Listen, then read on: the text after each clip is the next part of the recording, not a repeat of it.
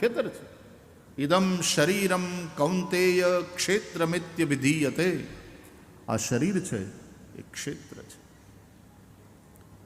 એટલે મનથી કથા સાંભળો.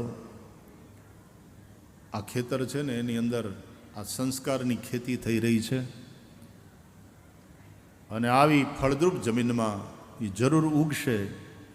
અને જ્યારે બહુ સારો મોલ હોય ને, પાક બહુ સારો હોય ત્યારે ખેડૂત રાજી બહુ હોય કે અમારે આ વખતે વરહોળાની ઉપરવાળાની મહેર છે, વરહોળાની.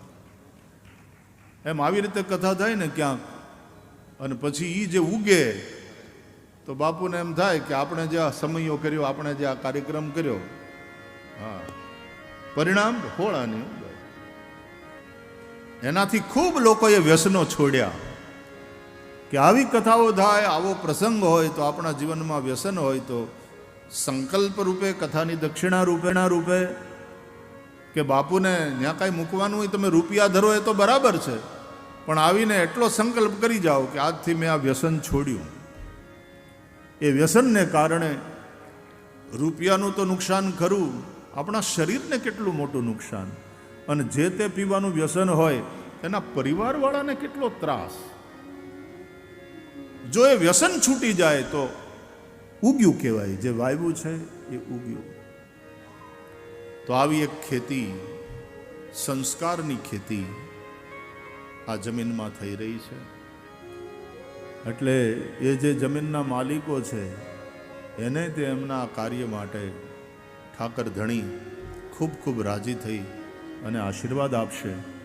જગ્યાના પૂર્વ પુરુષોના તો આશીર્વાદ મળશે જ, રામ બાપુના એના આશીર્વાદ તો મળશે જ, પણ તમારું આ જે સમર્પણ છે એનાથી તમારું ખૂબ કલ્યાણ થશે. તમે વિચાર તો કરો કે આ જમીનમાં હજારો લોકો આવી અને ભગવાનનું નામ લેતા હોય. અહીંયાથી એક જો નામ બોલાવવામાં આવે, વક્તા બોલે અને પછી હજારો પડઘા પડે એના, હા, નામનો ગુણાકાર થાય. અને કળિયુગમાં કીર્તનનું તો બહુ મહત્વ છે. કલૌ કેશવ કીર્તનાથ, હરેર નામ હરેર નામ હરેર નામૈવ કેવલમ, કલૌ નાસ્ત્યેવ નાસ્ત્યેવ નાસ્ત્યેવ ગતિરન્યથા. એ હજારો ને લાખોની સંખ્યામાં જ્યાં નામ લેવાના હોય એ ભૂમિ કેવી મંગલ થઈ જાય, કેવી શુદ્ધ થઈ જાય, કેવી પવિત્ર થઈ જાય. એકવાર શિવજી અને ભવાની પાર્વતીજી વિચરણ કરતા કરતા ક્યાંક નીકળ્યા. આ કથા મેં વાંચી, સમજવા જેવી. સત્સંગનો મહિમા એનાથી સ્પષ્ટ થશે. તો શિવ ભવાની વિચરણ કરવા નીકળ્યા હતા અને એમાં કોઈ એક જગ્યાએ પહોંચ્યા તો મહાદેવે પેલા નમસ્કાર કર્યા, એ જગ્યા પ્રણામ કર્યા, દંડવત પ્રણામ કર્યા. મહાદેવ એટલા રાજી થયા, આમ આળોટ્યા એમાં ત્યાંની માટીમાં. તો પાર્વતીજીએ પૂછ્યું કે પ્રભુ તમે કોને નમન કર્યા? તમે એકદમ રાજી થઈ ગયા, દંડવત કરીને આ માટીમાં તમે આળોટો છો. અહીંયા નથી કોઈ એવું તીર્થ, અહીં નથી કોઈ એવું મંદિર, તમે આ કોને પ્રણામ કર્યા? તો મહાદેવે કહ્યું કે દેવી, આ તો બહુ મોટું તીર્થ છે, આ ભૂમિ બહુ પવિત્ર છે. કેમ? તો કે 1000 વર્ષ પહેલા અહીંયા કથા થયેલી, બહુ મોટો સત્સંગ થયેલો. જ્યાં પણ ભગવાનની કથા થતી હોય, તત્રૈવ ગંગા યમુના ત્રિવેણી, બધા જ તીર્થો ત્યાં જ હોય છે, આવું કહેવામાં આવ્યું છે. આપણે ભાગવતના મહાત્મ્યની કથામાં પણ એ જોયું કે ચારેય વેદો, બધા પુરાણો, સકલ તીર્થો, આ બધા જ શરીર ધારણ કરીને ત્યાં આવ્યા. અનેક સંતો મહાત્માઓ તો પધાર્યા જ, જ્ઞાન ભક્તિ અને વૈરાગ્ય પણ ત્યાં આવ્યા. તો મહાદેવે કહ્યું કે 1000 વર્ષ પહેલા અહીંયા એક કથા થયેલી, બહુ મોટો જ્ઞાન યજ્ઞ થયેલો, બહુ મોટું સારું ધાર્મિક કાર્ય થયેલું. આ ભૂમિ બહુ પવિત્ર છે દેવી, આ તો તીર્થોનું તીર્થ છે. લોકોને ખબર નથી, પણ આ જમીન આમાં ભગવાનનું નામ વવાયું છે, બહુ પવિત્ર જમીન છે. પછી પાર્વતીજીએ પણ પ્રણામ કર્યા. જ્યાં એકવાર કથા થઈ ગઈ હોય એ જમીન, એ જગ્યાનું મહત્વ કેટલું. તમને મારો અનુભવ કહું, અને મારો એટલે અમારા બધા જ લગભગ કથાકારોનો, કે એકવાર જ્યાં જે જગ્યાએ કથા થઈ હોય, હવે કોક દી અહીંથી ગાડીમાંથી નીકળવાનું થાય તો આ જમીન તરફ ધ્યાન જાય જાય ને જાય. ગાડીમાં બેઠા બેઠા એટલે આપણું ઓલું કથા સ્થાન, આ મેદાનમાં કથા થયેલી, અને મનોમન વંદન થાય જમીનને. આ સાધારણ વાત નથી. જ્યાં કથા થાય, જ્યાં આવા કાર્ય થાય, અને જે જમીનમાં થાય, જે જગ્યામાં થાય, જગ્યાની જન્મ કુંડળી હોય. જગ્યાનો જન્મ તો પૃથ્વી માતાનો જન્મ ક્યારનો થયો, પણ જન્મની જેમ આપણી જન્મ કુંડળી હોય એમ જગ્યાની કુંડળી હોય. અને કદાચ એ જગ્યાના ઓલામાં એવું આવ્યું હોય કે ભાઈ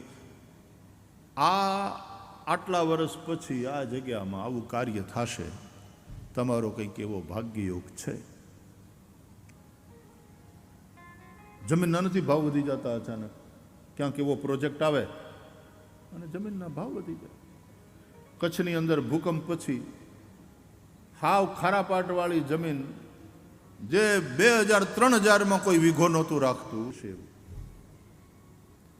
તો 1000 વર્ષ પહેલા અહીંયા કથા થયેલી. મહાદેવે પ્રણામ કર્યા. વળી પાછા એકવાર પાર્વતીજી અને મહાદેવ વિચરણ કરવા નીકળ્યા ને, વળી એક જગ્યાને જોઈ અને મહાદેવ એકદમ પ્રસન્ન થયા, પ્રણામ કર્યા, ત્યાં દંડવત કર્યા. પાર્વતીજીએ પણ પ્રણામ કર્યા, કારણ કે મહાદેવ કરે એટલે હવે સમજીને કરવાના. એટલે પાર્વતીજીએ પ્રણામ કર્યા, અને પ્રણામની મુદ્રામાં આમ હાથ જોડેલા, પાર્વતી ઊભેલા.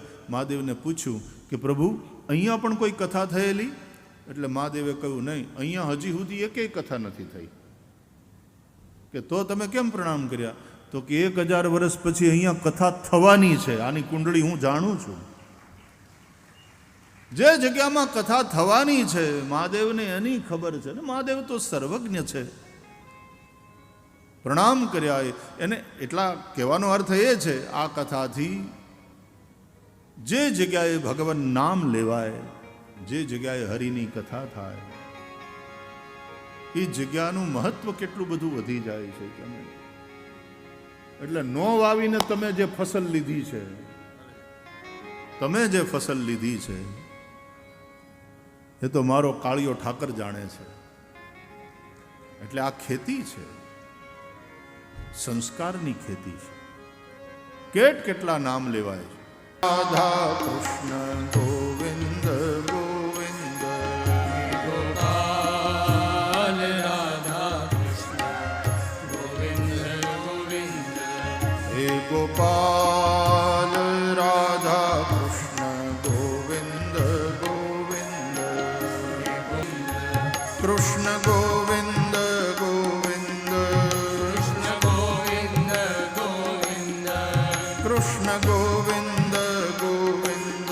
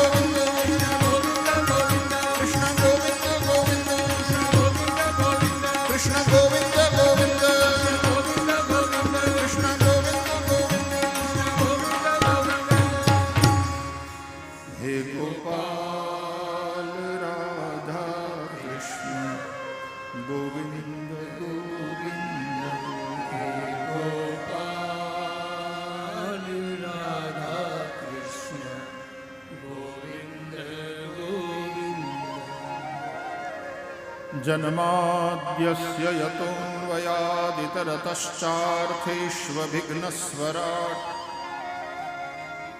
તેને બ્રહ્મહૃદાય આદિકવયે મુહ્યન્તિ યત્સૂરયઃ. ભાગવતના પ્રારંભે ભગવાન વેદવ્યાસજીનું મંગલાચરણ છે. મધ્યમાં શ્રી શુકદેવજીનું મંગલાચરણ, અંતે સુત મહારાજે મંગલાશંસા કરી છે. ગ્રંથના પ્રારંભે, ગ્રંથના મધ્યે અને ગ્રંથના અંતે 3 વાર મંગલાચરણ કરવાનો સામાન્ય શિરસ્તો છે. એનું દર્શન શ્રીમદ ભાગવતમાં પણ થાય છે.